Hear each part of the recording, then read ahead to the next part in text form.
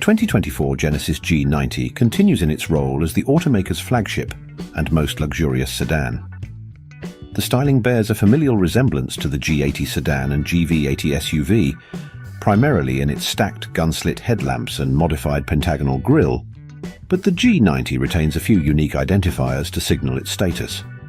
Power is provided by a 375 HP twin-turbo 3.5-litre V6, but a high-output 409 HP version fitted with an electric supercharger, in addition to the turbos, is available for buyers looking for maximum thrust.